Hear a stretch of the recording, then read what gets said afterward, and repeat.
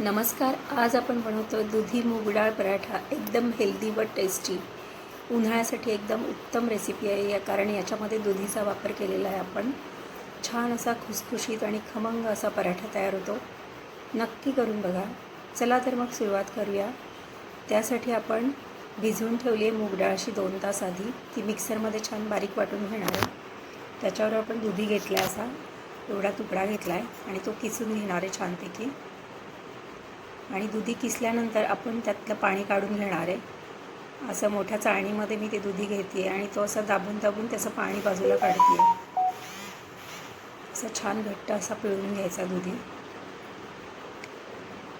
त्यातलं सगळं पाणी काढून घ्यायचं कारण नंतर पण मीठ टाकलं की त्याला पाणी सुटतं. असं हाताने पिळून घ्यायचा आणि ते पाणी फेकून नाही द्यायचं. आपण ते भाजीमध्ये किंवा सूपमध्ये वापरू शकतो. एवढं पाणी निघालं आहे त्याचं. आता याच्यामध्येच आपण ती वाटलेली मूग डाळ टाकणार आहे. अशी बारीक वाटून घेतली आपण मिक्सरला. त्याच्यामध्ये हिरवी मिरची आणि लसणाची पेस्ट.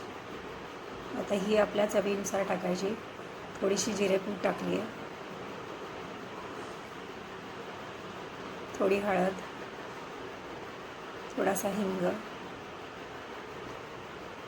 चवीनुसार मीठ आणि मावेल तेवढं गव्हाचं पीठ आपल्याला घेऊन ठेवायचं.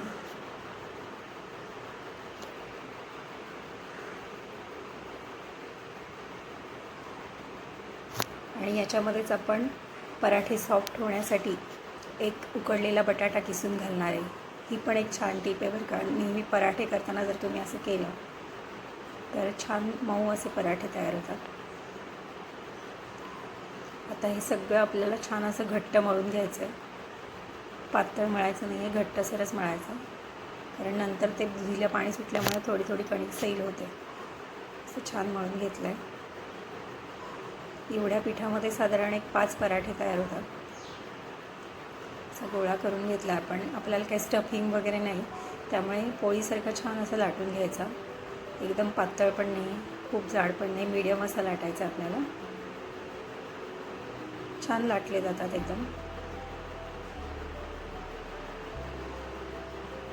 खूप छान पौष्टिक पराठे आहेत हे.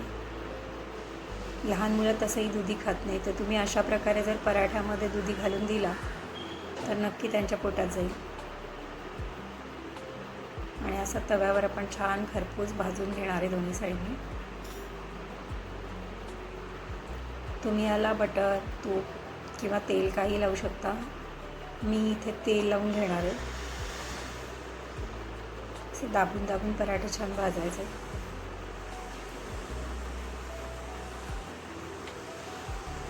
तेल असं मस्त सगळीकडे पसरवून घेऊया. दोन्ही साईडने छान तेल लावून घ्यायचं आपल्याला. म्हणजे छान खमंग होतात पराठे.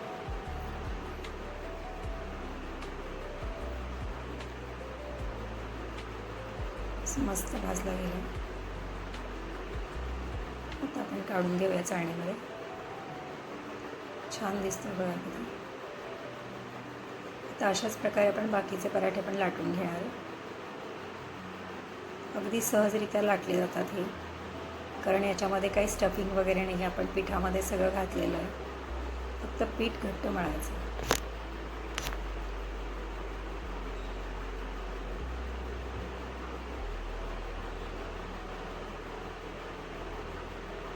छान असे पराठे लाटले गेले.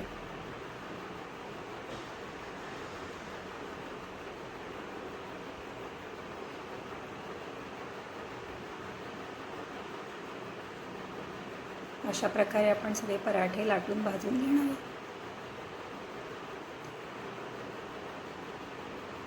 आपण हे गरमागरम पराठे मस्त दह्याबरोबर सर्व करतोय.